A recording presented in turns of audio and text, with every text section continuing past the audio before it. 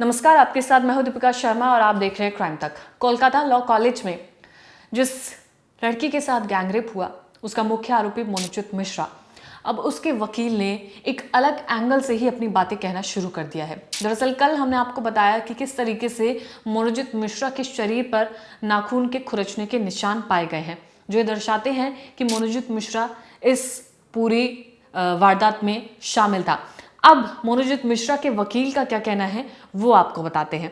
मनोजित मिश्रा वकील राजू गांगुली ने बताया कि इस केस में एक नया एंगल है। उन्होंने दावा किया है कि आरोपी मनोजित के शरीर पर वो खरोंच के निशान नहीं बल्कि लव बाइट्स के अलावा कोई खरोंच के निशान नहीं। उनका ये कहना है कि मनोजित मिश्रा के शरीर पर सिर्फ लव बाइट है, उसके अलावा कोई भी खरोंच के निशान नहीं है।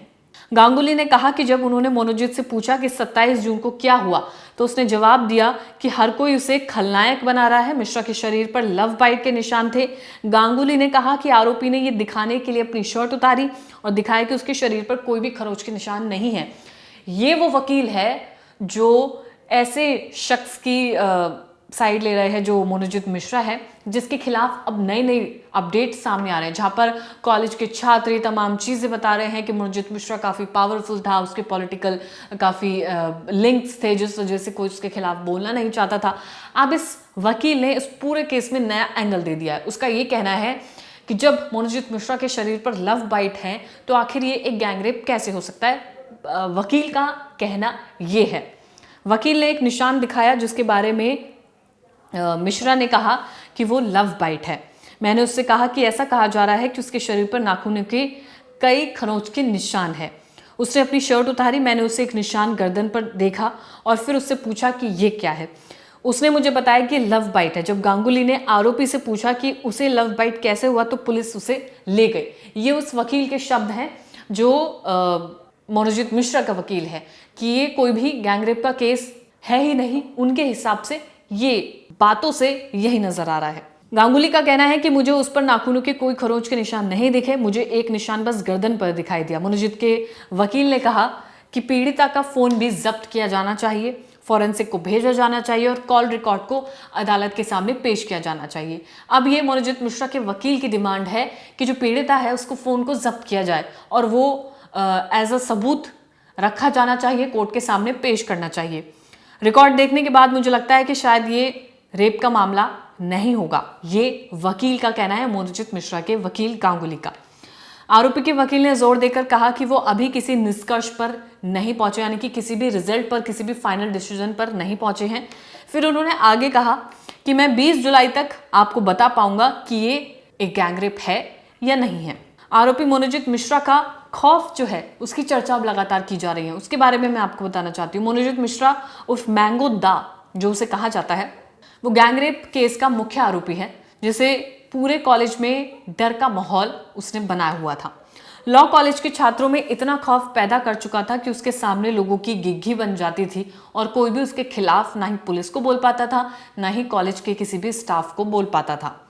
कॉलेज में तो एक दो बार नहीं बल्कि कई बार उसके खिलाफ कई शिकायतें हुई, मगर मजाल की कोई ठोस कार्रवाई उसके खिलाफ हो पाए। नतीजा ये हुआ कि धीरे धीरे उसके हौसले बुलंद हो गए कि आखिर उसने अपने साथियों के साथ मिलकर कॉलेज की एक छात्रा के साथ गैंगरेप जैसी हरकत को अंजाम दिया। यानी कि जब धीरे धीरे इंसान को छूट मिलने लगती है तो वो मनोजित मिश्रा जैसी हरकतों को अंजाम देता है। अब जैसे जैसे जांच आगे बढ़ रही है, मनोजित के काले कारनामे पूरे मीडिया के सामने और लोगों के सामने आ रहे हैं।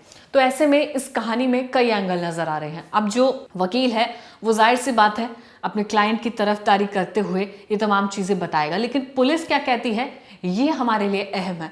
आज तक की जो वेबसाइट है उसमें जो रिपोर्ट छपी है उसके माध्यम से हम आपको बता रहे हैं कि तमाम चीजें ये बताई जा रही है। वकील की जो बाइट आई है उसमें क्योंकि वो बंगाली भाषा में है तो उसमें जो तमाम चीजें सामने आई हैं उसमें वो यही कह रहा है कि अगर ये एक रेप का मामला है तो मनोजित मिश्रा के शरीर पर ये लव बाइट का निशान कैसे आया। तो वो अभी निष्कर्ष पर नहीं पहुंचा है, वो बताएगा कि ये रेप का मामला है या नहीं है। हालांकि ये जो तमाम चीज़ें सामने आ रही है वो यही दर्शाती है कि मुख्य आरोपी जो मनोजित मिश्रा है उसने किस तरीके से कॉलेज में अपना भौकाल फैलाने की कोशिश की। उसकी जो पॉलिटिकल टर्म्स हैं उसके ज़रिए उसके शिकायतों पर कोई भी एक्शन नहीं लिया गया था और यही वजह है कि मोनजित मिश्रा को वो शय मिलती गई और उसी के चलते वो इस कदर खुली छूट उसे मिल जाती है कि वो गैंगरेप जैसी हरकत को अंजाम देता है। फिलहाल इस पूरे केस में तमाम खुलासे लगातार हो रहे हैं। जो पीड़िता है उसके बयानों को भी मैच किया जा रहा है, मोनजित मिश्रा के बयानों को भी लिया जा रहा है। इस पूरे केस में हर एंगल से जांच की जा रही है। लेकिन सामने एक और चीज़ भी आ रही है जहां पर मोनजित मिश्रा, जो अपने आप को एक क्रांतिकारी बताता है, उसके सोशल मीडिया पर वो हमेशा ऐसी तस्वीरें साझा करता है जिसमें देखा जा सकता है कि वो देश के लिए कितना सोचता है। जब आरजी मेडिकल कॉलेज में रेप होता है, हत्या होती है एक लड़की की, उसके बाद वो एक ऐसा कैंपेन चलाता है जिसमें वो ये दिखाता है कि आरोपी को मौत की सज़ा मिलनी चाहिए। अब ऐसा ही एक शख्स गैंगरेप जैसी हरकत को अंजाम देता है, 2 लोगों के साथ मिलकर इस पूरी वारदात को अंजाम देता है। इसके साथ एक गार्ड को भी गिरफ्तार किया गया है जो वहां पर मौजूद था।